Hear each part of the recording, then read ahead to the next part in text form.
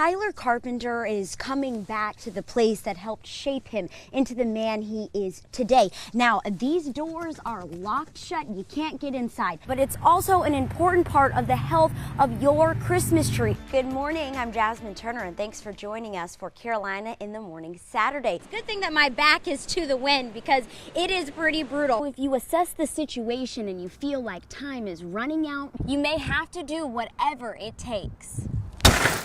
It has been an unimaginable start to the Memorial Day weekend for one family. A father and his young son killed in a jet ski accident. People are divided, but for groups like the NAACP, today is definitely a win. And congratulations are in order because today starts the graduation season in the Port City. If you're getting pulled over and you're not sure if it's really an officer that's behind you, and Judge Richard Brown will be hearing those closing arguments, they will not be directed to a jury because this is a bench trial. Others were scared because those 3 pit bulls were running around this area.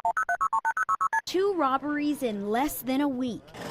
Police say this woman threw hot coffee on a store clerk and got away with money and cigarettes. And Wednesday night, Cigarette City on Market Street was robbed at gunpoint. They should run after her because she is very dangerous for the community. Police believe it's the same suspect, and Mark Headstrong is convinced the thief is the same woman Here, who gave him these scars. I looked at the TV, internet advertising about the police department are looking for a lady. That's her description with not correct age. I said, hell yes, she is the same lady. He first saw on these surveillance cameras. She was walking around the North Car Mini Mart, then she made her way to the counter with a crowbar. She was slapping me with the crowbar, slapped slowly, very slowly, and I caught her from there, put the machete over her. I go, I'm gonna kill you if you don't get out of this store.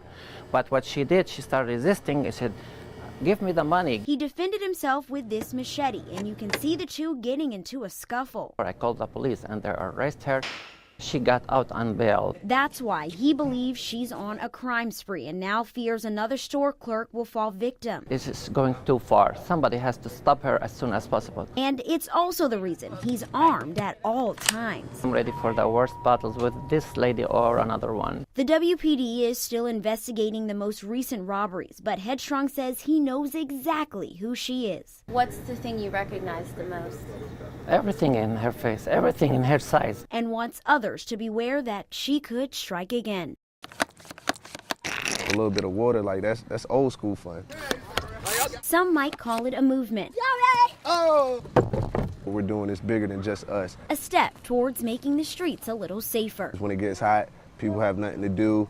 They find tendencies to easily get in trouble. That's why Jay White wants people to put real firearms down and water guns up this summer. The gun violence alone, anybody's affected by it. It all started on social media with a hashtag and a purpose.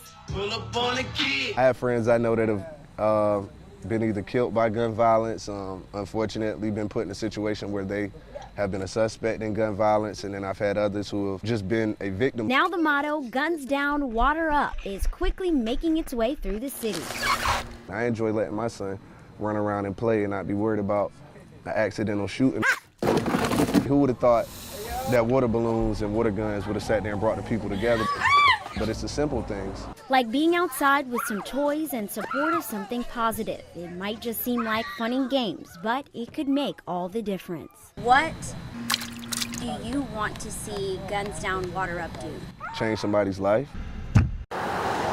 Driving through Oak Island. The suspect driver actually pulled around and stopped the civilian. No one wants to get pulled over. The suspect said, identified himself as an Oak Island police officer. Especially if the officer approaching your car isn't who he says he is. They were not wearing a uniform, they were wearing plain clothes. Captain Tony Burke says Oak Island police have gotten complaints about a man driving an unmarked car pretending to be with their force. It started with reports of road rage. Several people called and said, I didn't think much about it, but I had an incident previously. Turns out the man doesn't match the description of any current officers. By doing what was done the other day and what was reported makes our job very unsafe. So if you're getting pulled over and you're not sure if it's really an officer that's behind you, There are several ways you can spot an imposter. You're not going to have a uniformed officer with a beard. Like the man matching the suspect's description. All the cars that we have that are unmarked or marked are all equipped the same. With plenty of blue lights to get your attention. If they are a legitimate police officer, they will have no reservations about providing identification. Ask the questions, ask to see the identification, the credentials for the officer. And if they are in uniform. These are things you see as soon as you're approached by any officer. Never hesitate to ask those extra questions because your safety is a priority. It's cell phone video showing a West Brunswick High School student wearing a Confederate flag. Never have I heard anything like this. Some describe it as ignorant. I was honestly disgusted. Others, racist. After reviewing the video, I was really upset. Yania Gore's sister goes to West Brunswick High School, and they're both trying to understand how this could happen. But I have heard that from West Brunswick High School, they have been crushing chocolate milk cartons and then putting their fists in the air saying, white power. The school day left Gore's sister so upset she took to Facebook asking students to wear all black in solidarity. If you get the parents involved and you show that this is really a problem and that you want it fixed and you're determined to get it fixed, then you can do that by using social media and news. The video is still being shared on social media and parents are still asking for answers from the school system. It wasn't taken care of at the time. Like the kids continue throughout school. Students want answers too. And they felt like no one was on their side and no one was helping and trying to get the situation resolved. West Brunswick High School Principal Brock Ahrens May I have your attention, please? came over the loudspeaker this morning saying in part, quote, those students responsible for the disruption will face consequences for their actions. Our code of conduct is clear.